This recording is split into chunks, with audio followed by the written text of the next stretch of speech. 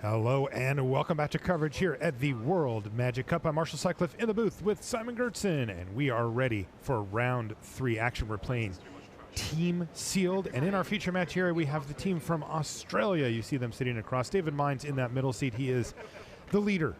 He's the one who's really done the best from Australia over the last stretch here, with 2 newcomers to his left and right as well. Also in the middle seat across from him is Andrea Mengucci from Italy, Team Italy. Boy, they are a force to be reckoned with here at the World Magic Cup.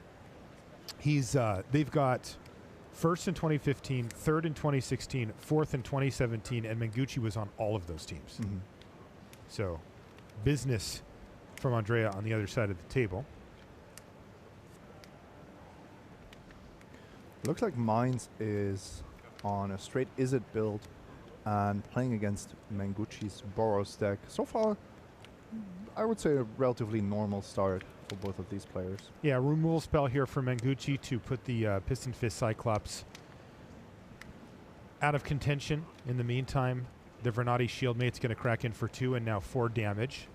He needs to add something more impressive to the board, and 2 2-drops counts. I think that it was actually perfect because Mines would have countered a 4-drop with Disdainful Stroke. So beautiful. Mengucci kind of made the perfect play there, and Mines is falling a bit behind. However, keep in mind these are 2 teams at 2-0. I believe I already spotted Niv Mizzet in David Mines' hand. Yep, I see it back there too. Niv Mizzet Perun in hand. Meanwhile, True Fire Captain's going to go on the stack here for Mengucci. That will draw the Disdainful Stroke, and I see some powerful stuff brewing up for David Mines. In fact, just getting that Disdainful Stroke into the graveyard was an important piece of the puzzle here, because he's got a Beacon Bolt in his hand, and he can use that to start picking off threats. Although now that I say that, he doesn't do so. I'm very surprised about that. Yeah, he wants to be mana efficient here apparently, and he wants to use up his Command the Storm. That will allow him to both cast and jumpstart next turn and take out the remaining 2 threats. Although not the Hellkite Whelp, at least currently. Meanwhile, David Mines' life total has dwindled very quickly. He's down to 6 life, and now he has to make a decision on what he wants to do. If he just plays Niv Mizzet Perun, not too bad. He gets to just sit there behind his 5/5, and if he gets to untap with it, forget about it. And I mean, the alternative is to just deal with the 2 creatures and leave Mengucci with the 3/3 flyer. I think he would most likely die, and Mengucci just has it. He just has Luminous Bonds. Wow, Luminous Bonds, the perfect answer to Niv Mizzet, and it's a 7-point attack, and curving directly into Niv Mizzet is David Mines. Pay no mind. Andrea Mengucci with a bunch of commons gets the job done. Yep, just curving out. Oof. I'll tell you what, the 2 Luminous Bonds played an absolutely critical part in that game. It was able to take out an early blocker in the form of Piston Fist Cyclops that would have absolutely gummed up the ground for the particular draw that Mengucci had. And then, of course, the 1-turn window to take care of Niv Mizzet, it fulfilled that role as well. My biggest question for this game would be if Mengucci already had the True Fire Captain, could have played it on turn 4, but went for the 2 drops intentionally. That would have been a really high-level play. All right, well, looks like we're, now that we've got 1 game in the books, we're going to jump down to our bottom table here. Garnon versus Basilico. Both of them. We got a Mattia and a Matthew.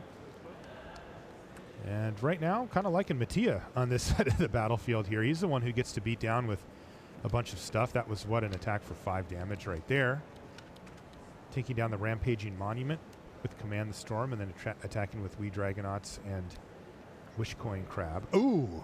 Maybe cancel that order. Back in the other direction here for Garnon. We have Tristani Discordant.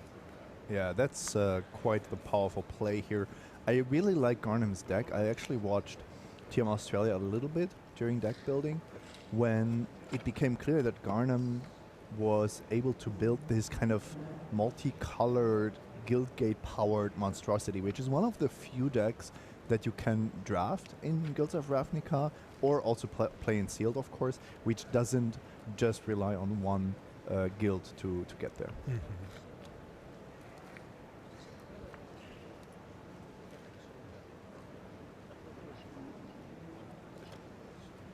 Basilico looks like he's going to line up Goblin Electromancer this turn, Simon. And the beats don't stop. I believe there's a Price of Fame as well. In the meantime, Command the Storm is going to send Tristani away, but of course part of the value of Tristani Discordant is that she leaves behind these two 1/1 lifelinking soldiers. But this is a big turn now for Garnon. Talk about greedy. Look at this hand. Nightveil Predator. Wow. With a Forest and a Selesnya Guildgate in play. Well, he is one black mana source or blue mana source away from casting it. But The problem is suddenly the Passable Adept is going to be a real problem here. yes, it really is. Now, he has an answer for one creature here, but he is facing down multiple threats, and of course the Wee Dragonauts is no joke as well. Reminds me a little bit of some of the other games we've seen where even if you have removal, often the premium card to have in Limited, you are just this one turn too late because the beats just keep piling on, and you can kind of calculate that even if you cast a Deadly Visit every turn till the end of the game, you're kind of losing the race. And this reminds me of the game we saw between Mainz and Mengucci, but also of some of the first round games we've seen. Interesting there for Garnon. He does fire off the Deadly Visit to kill the threat with the most potential, which is Wee Dragonauts.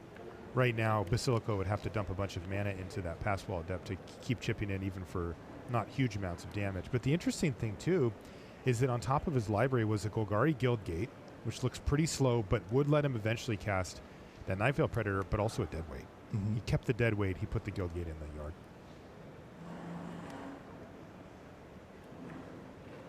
Deadweight will nullify or kill either of the two powered creatures on the battlefield, but unfortunately for Garnon, it doesn't take care of the Passwall Adept, and that is really the annoying thing that's left here. Yes, and if I like this block. If Basilico now plays a flyer, then once again you have to kill the flyer, but you're really concerned about the Passwall Adept, and it just doesn't get better. Wow. Yeah, he says, I'm going to go ahead and hang on to those two rares on top, or at least one. Basilico was so close to flooding out as well, and then he just finds Watcher in the Mist, and all is good again. What do you mean it didn't even do anything? Oh, right. Forgot about that. We figured this out earlier, didn't we? And there it is, Deadly Visit. But as you mentioned, it's still feeling like none of these Deadly Visits is finally pushing Garnon over the threshold of being stabilized. And once again, he is really not on this Nightveil Predator plan. He's put 2 lands now into the graveyard that could cast it. That island. The island is more surprising to me than the Golgari Guildgate. Right. Perhaps he has another way, but for now, no. There might actually be a Gateway Plaza in his hand, so he knows that he will have the mana eventually. He's really just maximizing the tempo, because if you're playing this 4-color deck, you have to assume you can win. You can win the late game. Erratic Cyclops was one of the 2 cards that Basilico put on top of his library. He's going to play one here, and this now, is the super other card, scary. The other card, I believe, was a blue-red split card. Yes. So if that's, for example, Invert Invent, and you cast the Invent for 6, that's pretty crazy. You also can do stupid stuff. You can make it unblockable, and then you can even just give it a little bit of power and then switch it, and all of a sudden you get this huge. Just for 1 mana, effectively dealing 8. Yeah. And when your opponent's at 9, that starts to get pretty tempting. Finally, the Gateway Plaza hits the battlefield now for Garnon. And what does he have here? The Deadweight? Sure. But wait, there's more. Another Deadweight. But unfortunately for him, he has left behind this Erratic Cyclops. Well, it has 0 power. Yeah. Currently.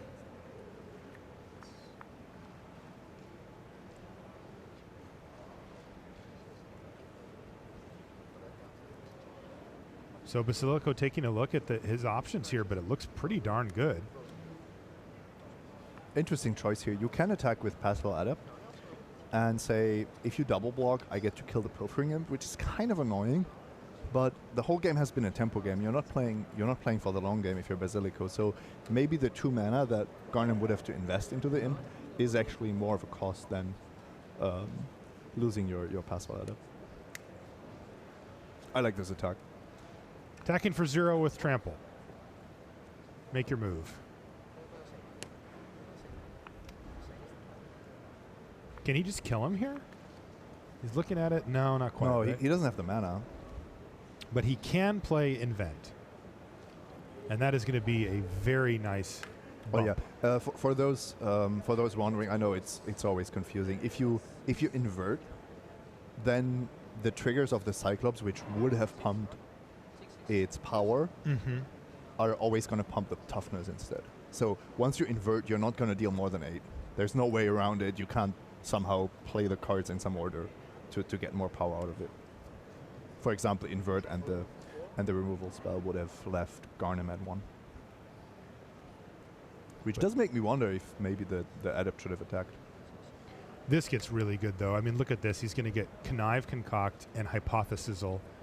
And remember, he's also still hitting for 4 and taking down the District Guide. So this is just a really tough pill to swallow here for Garnon. The Erratic Cyclops is so difficult to deal with because of its abnormally massive amount of toughness, right? He really does need the type of removal spells that we saw him play earlier in the game to kill the evasive threats.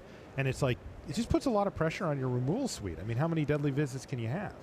I like that Basilico's deck, as far as I've seen, is really building on commons and this rare, which is not a premium card in the format.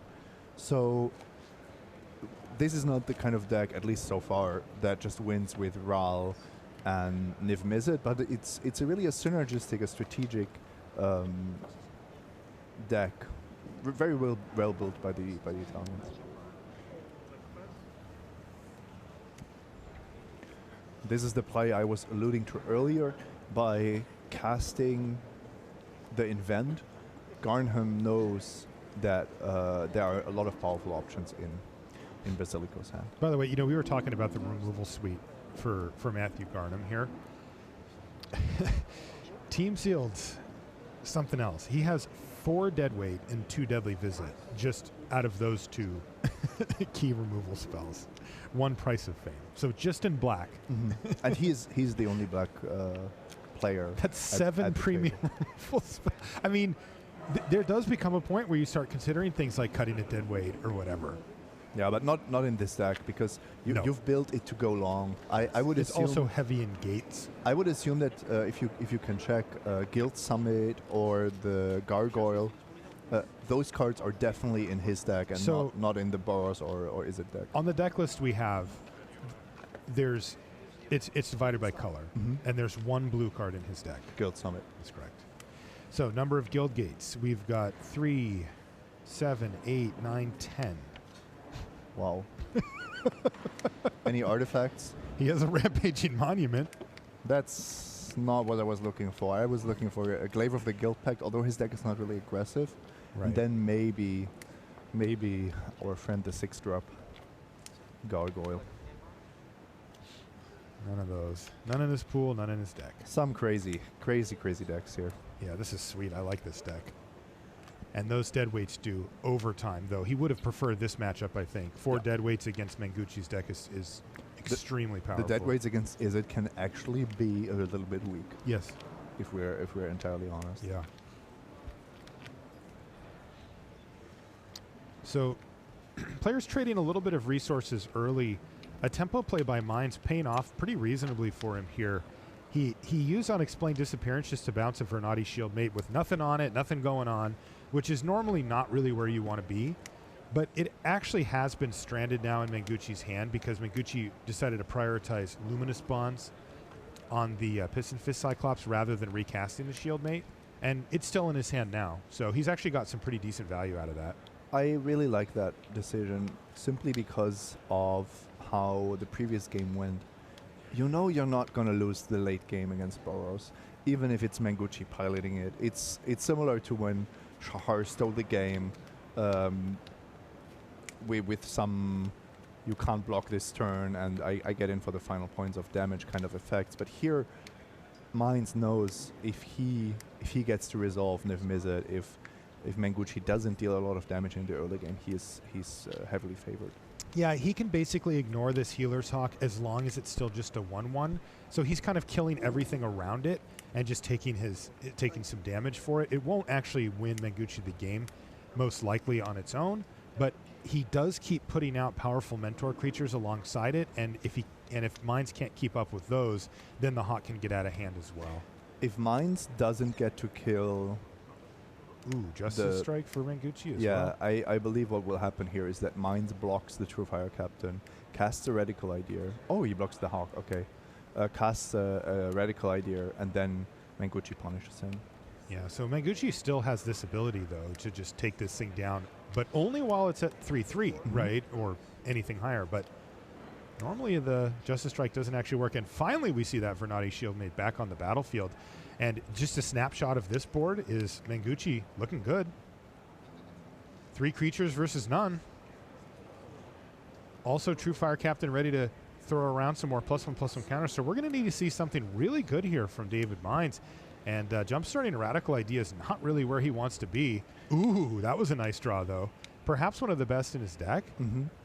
I agree, but it might be too late. Yeah. I really don't like how Mainz has these cards like Sonic Assault, and in the first game, Gravitic Punch. I saw that too, Simon. It's really the wrong card for the matchup, and I think that with his deck, if you have a Niv Mizzet, you want to be a lot more controlling, you want to be a lot more defensive in your average game. Wow, and look at this. Mengucci just slamming the door on this game. He has had those key Luminous Bonds every time we've seen him. It's been exactly when he needed it. And the damage is really flowing now. Mine's is down to 3. And by the way, Simon, we should say we are witnessing a rout right now. Yes. Not only in this match, but look down at the game scores. Super impressive by Team Italy. And at the same time, it's not just, you know, a super powerful draw. It's really how the matchup shapes up to be. And I think Mainz deck has maybe the better top end, but what we've seen from him this game is just not sufficient at this level. No, and in fact, he has to extend the hand here. That is Andrea Mengucci in true Boros fashion, winning very quickly his round. So he looks to the sides and says, gentlemen, I got mine. And now Italy needs to win a game. Yeah. They win a game and this round's over. They are 3-0. Of course, wow. a 2-1 would still put both of these teams at a great spot to make it. Because in the end, the thing is about this event, sure, a 3-0 start in Team Still is perfect. That's what you want. But if your standard setup doesn't really work out, it's not going to help you, because you still need to win those standard rounds on Saturday. Yeah, you'll make day 2. Of course, which is an achievement. Yeah, for sure. It's just not the goal for somebody like Andrea Mengucci. Yeah, he's here for the trophy. Right, he wants the trophy, and boy, they have gotten right up there as well. We mentioned it before, but first place in 2015, they were your World Magic Cup champions, Italy, and they followed that up with a 3rd place the next year in 2016. I mean, that is super impressive, and then if you thought that they were out of it at that point, they got 4th in 2017. Like, that's 2015, 2016, 2017, 1st, 3rd, and 4th. Over the history of the World Magic Cup, Italy might be the most successful nation. And Andrea Mengucci has been on almost all of these teams. So he was on all 3 of those. This is his 5th time playing the World Magic Cup for Italy. Now, he does have some work to do here, though, because the players that have joined him, we're watching one of them right here. This is their first time playing it. So, do they have Pro Tour experience? New timers, a little bit. Okay, that's often what we see. Players with, let's say, more than 0 but less than 5 Pro Tours. Here, let me take a look here. No. So I actually was wrong. For Pro Tours, none played. Okay. They have played some GPs though. So that's, I mean, there are a lot of good Italian players, also old school players, younger players with Pro Tour experience. So Mengucci, I'm sure he's happy about his team. I know he's happy about his team, but it is a different feeling when you have another veteran at your side. Yeah, it's interesting the way it breaks down is Tian he's played 11 GPs, so actually quite experienced there. Mattia Basilico, 2 GPs under his belt. So Mattia's really been kind of thrown into the deep end of the pool here at the World Magic Cup, and boy, I would count him among the lucky though to be sitting next to Andrea Mengucci, who he's gonna take he's gonna take care of you once you get here. And I had to check out their deck building process as well, and it was just beautiful because super talkative.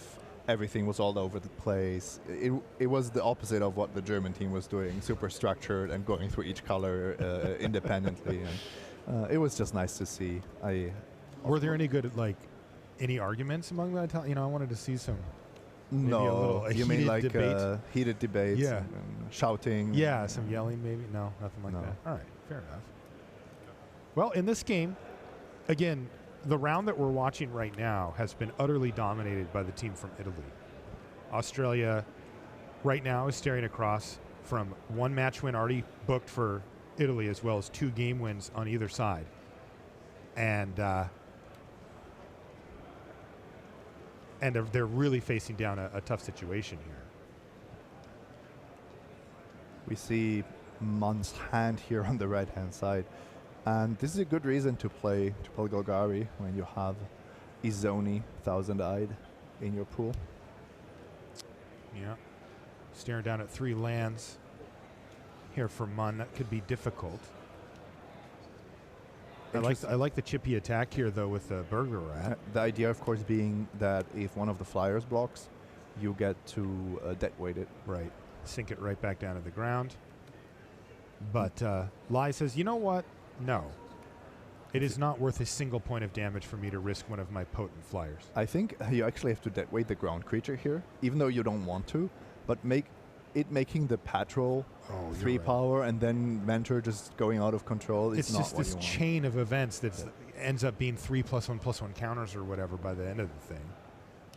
It's funny because when you have a 1/4 and a Burglar Red and a Death Touch creature, you don't think you need to deal with the you don't think you need to deal with the ground creatures in particular.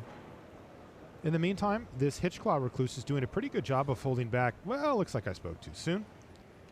Here's Integrity, and that is going to pump up the Parhelion Patrol enough to get through the Recluse.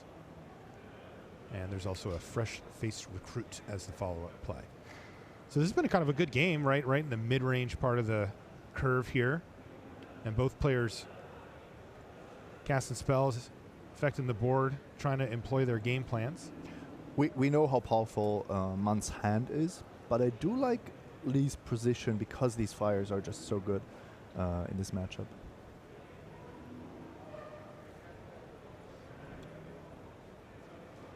Just block the Centipede, get in, or even more aggressive, take all the damage. I don't love the 1 toughness creatures against Golgari, so I'm usually happy to trade them off. There's always this argument of not wanting to make your opponent's undergrowth effects bigger, but in the end, you can't leave all these creatures on the battlefield forever. So. Yeah, this one feels like it's definitely started to slip towards the Italian here. Gain another life off the Crawl Foragers, but just as important, it's a 4/4. Clean sweep, maybe. Do you think they've lost the game yet? In the tournament? Probably. Not in this round, though.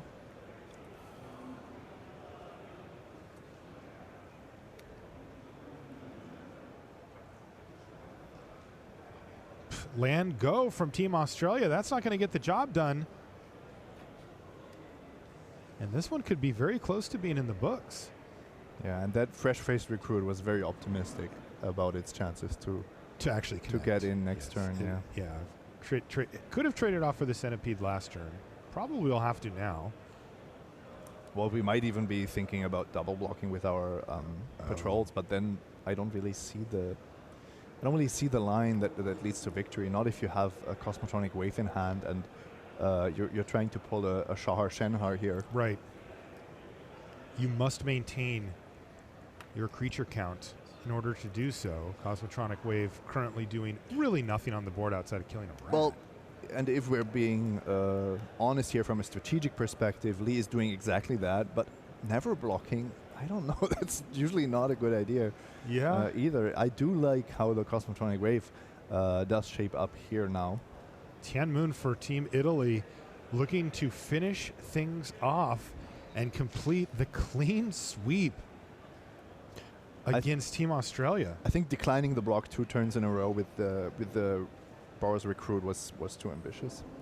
Yeah, the Fresh Face Recruit is sitting there having neither attack nor block for multiple turns. And I guess we're going to go ahead and see Cosmotronic Wave. It does kill 2 creatures on the other side of the battlefield now, but not the really important ones. And what are your blocks next turn? You have to block every single creature, which means you're a chump blocking. Right. So just does that to clean up a little bit of the board. Chips in for 4. But as you said, Simon, this is Tian Moon attacking and saying, you got to block all of these. So it's chump block, trade, trade. And Team Italy is poised to 3-0. And in impressive fashion on camera here as well, I have to say. I mean, they are playing against Australia, who's currently 2-0 themselves. Yeah, but they made it look like a first round matchup. They made it look like easy mode. So trade, trade, chump.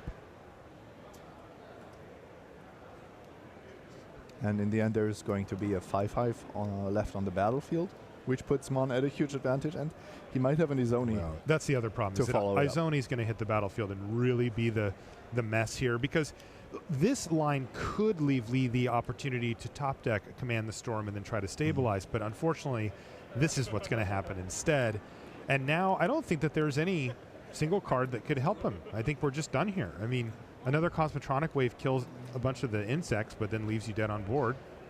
No Wrath of God in this format. Yeah, no Lyra.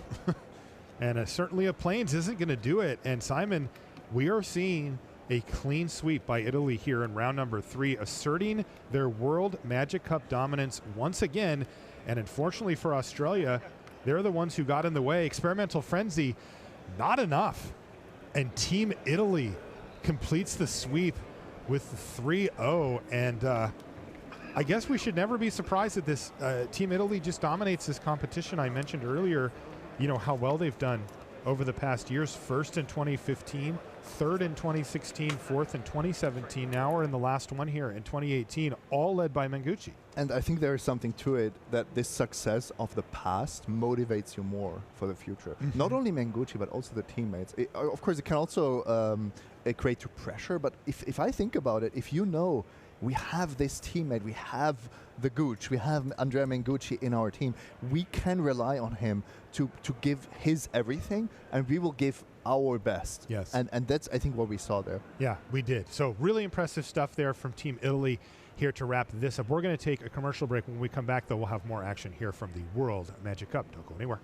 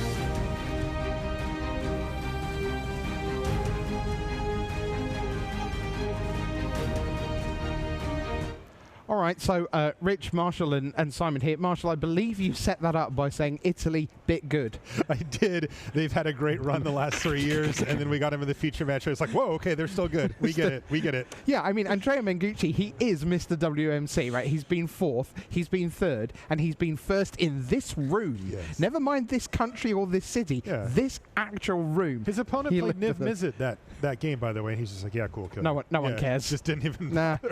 Am I imagining things, or is Niv Mizzet just not got the job done this morning? A little less than normal, but you're still happy to have it. Right. Oh, okay. It's just when it isn't surrounded by 8 things that end in Drake. Yes, or when you're super far behind it. Yeah. Okay, fair enough. Well, we should hear from Mr. World Magic Cup himself, Andrea Mengucci. He is down on the floor with Maria Bartholdi. Hey there, I've got Andrea Mengucci in Team Italy here, who just had the clean sweep last round, 5-0 over Australia, currently sitting 3-0 at the tournament. How do you like your decks? My decks for sealed were great. I had a 0 rares Boros, I assume it was 0 rares. And my friend here had a perfect Golgari deck with Find, Izoni, and the black-green Mythic Lich. And then we got a sweet Grixis control. We won, I'd say, pretty easily our round. We lost 1 match, I think, and yeah, here we are, 3-0.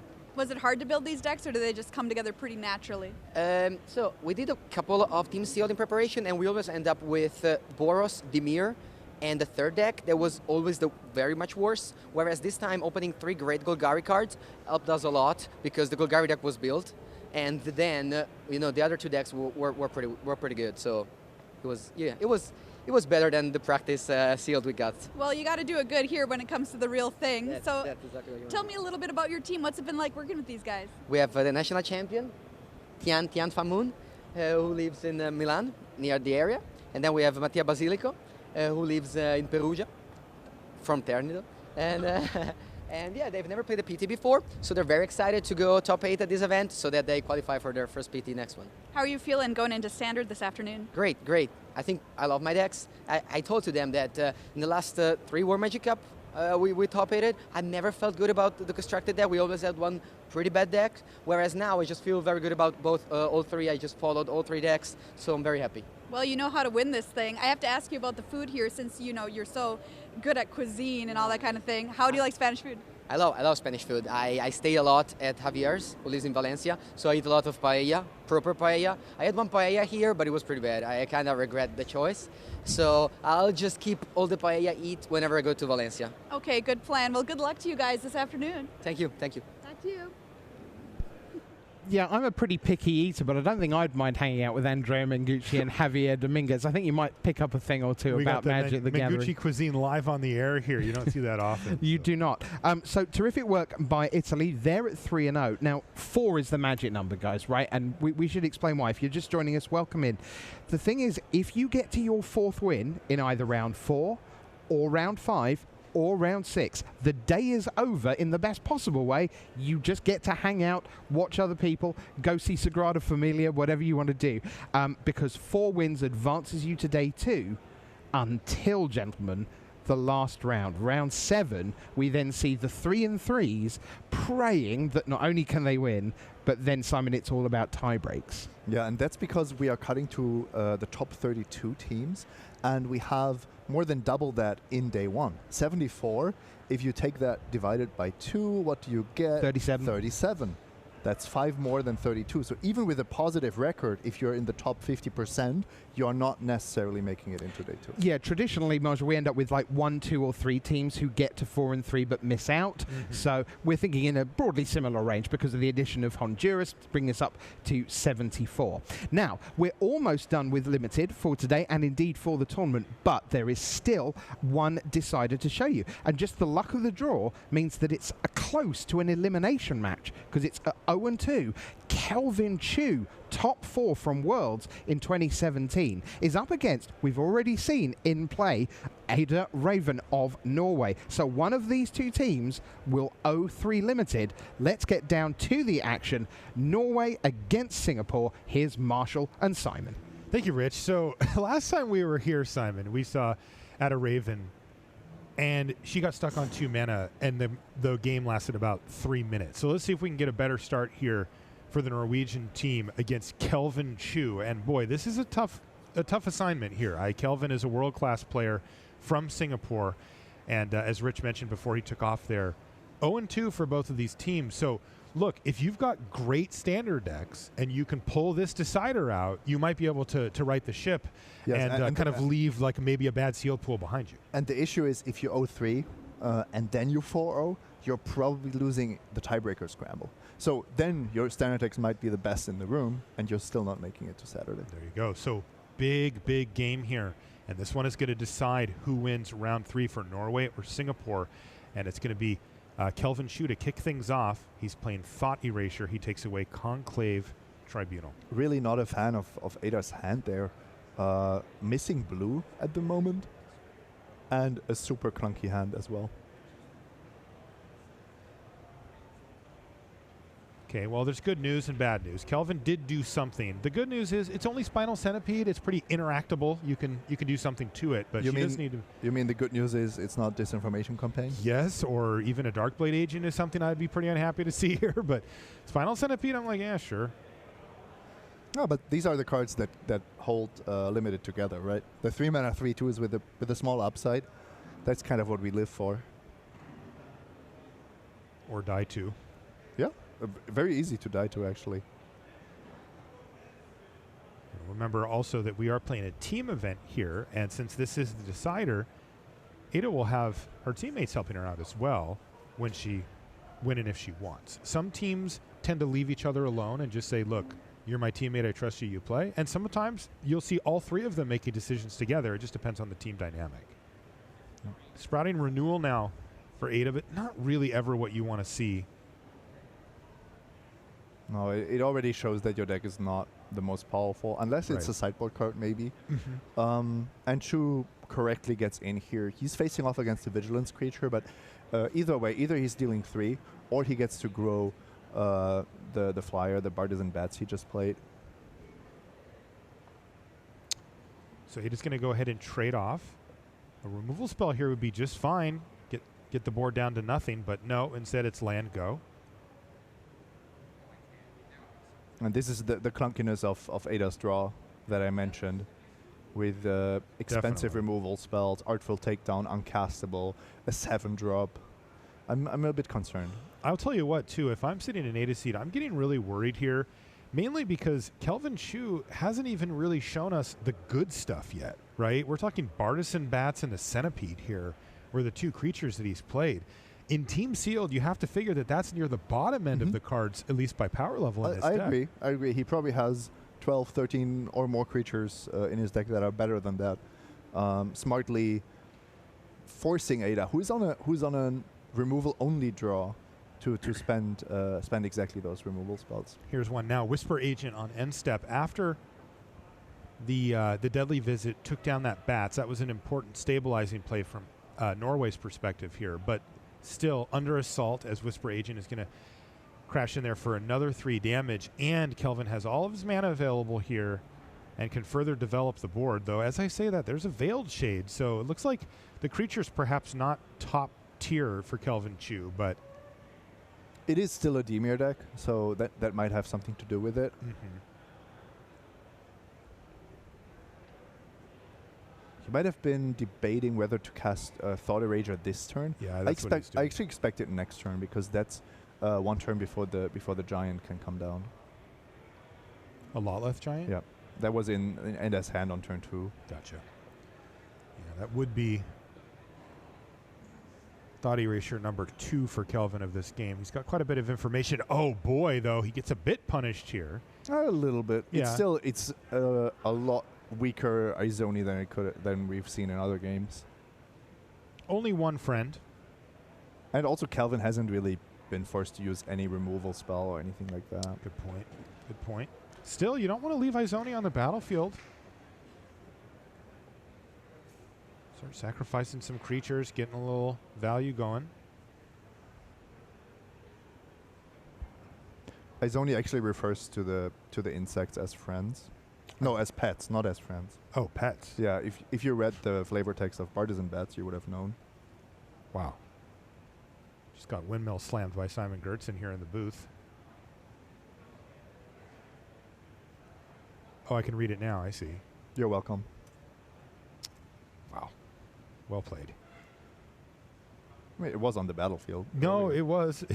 You got me there. So Izoni looks like a trade here for Whisper Agent. Not really where you want to Yeah. Maybe Izoni can come back at some point. be. Yes, that is absolutely possible in a Golgari deck.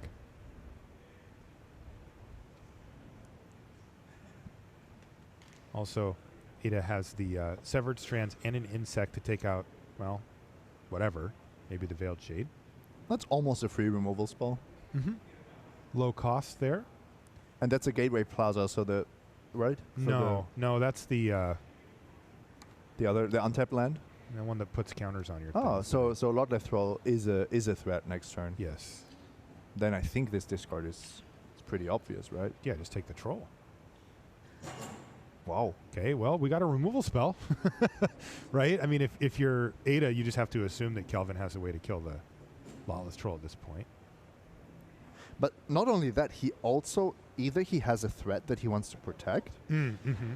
or he doesn't have any threats and thinks that this Veil Shade has to somehow get him to the finish line. Yeah, well, Ada says, hey, if you're going to let me have a Lotleth Troll, or a Lotleth Giant, excuse me, I'll do it.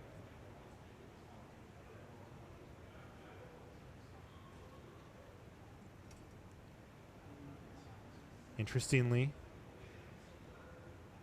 Kelvin does need to find a way to deal with it, and assuming he has one right now. Perhaps Price? No, it's Capture Sphere. Okay, that's Yep, fine. Makes sense. He was willing to take some damage and maintain his threat. Actually, a nice removal spell here because it also doesn't go to the graveyard that way. Yeah. Capture Sphere has been a little unimpressive overall, but still a removal spell, and there's times where it looks pretty decent. Sometimes that's all you need. Yeah. One of the other things, though, of course, that we have to remember is that Severed Strands would have also been good in conjunction with the Capture Sphere that Kelvin was looking to use on something at some point. So Yeah, just imagine if you still had both of these cards, you get to sacrifice the giant and gain a bunch of life. Right, get it into the graveyard. It's all good news there. These So- are exactly these spots where I like the Veil Shade so much because you know that Ada is most likely out of resources. You get in and it's almost impossible to block, even though Kelvin has been stuck on 4 lands the whole game.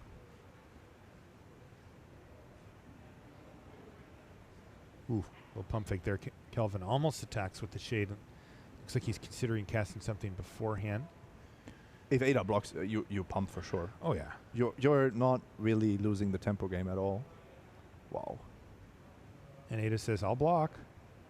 And she picked up that Hitchclaw request. Yeah. She says, you're pumping, right? Like, But that could also be a tell, right? It's like... yes. Kelvin just said, sure. And then it's just going to dead weight post-combat. Oh, she must have taken it. Okay, so she did not block. It looked like she moved the card forward, but apparently verbalized no. Oh, so I she will not didn't block. Yes. Kelvin didn't pump. Yes. And then dead weighted a 1/4, so there would only be a 0-2. Interesting. Yes. And here's an Okran Assassin that's going to pick up a counter thanks to that land as well. That was a weird turn by Kelvin. It did seem strange. Does he have a disdainful stroke? I think or he must be something? holding a disdainful stroke. Yeah, that was the read that I'm having from here because he prioritized leaving that blue mana available. It is going to continue to be in chump block mode here, just throwing the... But also this Weakened dead weight Spider. was so wasted. Imagine having it still available for the assassin there. Absolutely.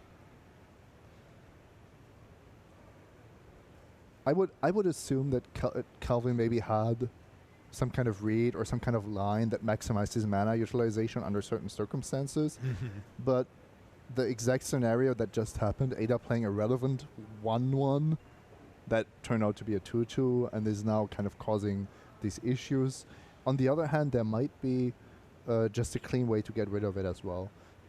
There's always, for example, Dazzling Lights, something that you have to expect from the Dimir decks. You can't rely on your creatures having full power. Yeah, for sure. Ooh, Beast Whisperer now for Ada. And there it is, Disdainful Stroke. I'm wondering if she should have known that, and if she did, if she could have maybe played around it. It's a tough sell when you're on 6, but if you don't have an immediate follow-up and you know that there's a high chance of a disdainful stroke, maybe you can sometimes delay it for a turn. It's a tough spot. If you're on 20, it's a lot easier to not cast your cards.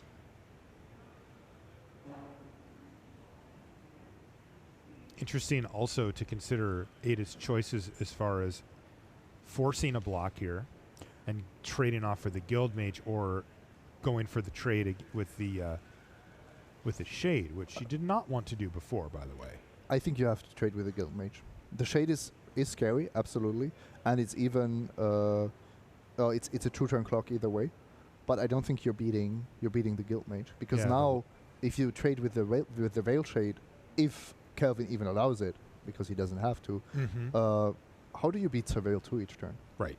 It's just the House Guild Mage applies this pressure to the board that didn't exist before it hit the battlefield on the longer the game goes, the better it is for Kelvin. Unless, of course, you have, I don't know, 2 Golgari Findbroker in your deck, so you know you have a really good shot at getting that Izoni back onto the battlefield. Sure. Things like that. Then I can totally understand going for the long game here. Yeah, if she's got multiple deadweights hiding in that library, something like that. Wow. Also, just a lot of pressure on these players. Just to zoom out a hair here, we are in a decider. Yeah, Ada can't be happy with her teammates, both winning and losing so quickly both times that she gets to play the decider. Yeah, and we've got to see a little bit of this deck, and it looks okay, but not great, right? The mana seems a little clunky. She got stuck in the other game. Oh, and there's Night Veil Predator now from Kelvin Chu, and that could be the death knell for Team Norway, an 0-3 start. Yep. Beautiful timing on that Predator, because the Death Touch creature that would have been the answer to it was forced to block there. Yep. Oakran Assassin would have been perfect. Actually, kind of weird that we saw the block on the Shade, but not the turn before. Yes. And now it might just be a big Hexproof Flyer. That is so difficult to handle. All of a sudden, Ada Raven's going to need to find some way to get rid of that Night Veil Predator. There are ways to do it. You can put out a flying blocker. That's the most common way to do it. Plague Crafter would do it. Funnily enough, Barges and Bats or Crawl Swarm actually do the job. They do. Rats to take away your last card, but you're facing lethal, and that is Singapore finishing the job to scrape out of the sealed portion at 1 and 2 and hope that they put together some very